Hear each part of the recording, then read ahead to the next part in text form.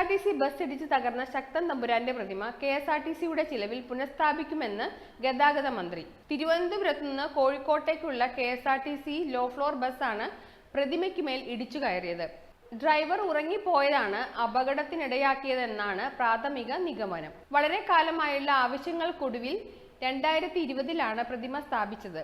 അടിയന്തരമായി പ്രതിമ പുനഃസ്ഥാപിക്കുമെന്ന് mayor MK Varghese അറിയിച്ചു. പ്രതിമയുടെ ശില്പി ഉൾപ്പെടെയുള്ളവരുമായി ചർച്ച ചെയ്ത ശേഷം ഉടൻ പുനഃസ്ഥാപിക്കുവാനുള്ള നടപടികളിലേക്ക് കടക്കും. You are watching India's first NGO television, Malanadu TV India.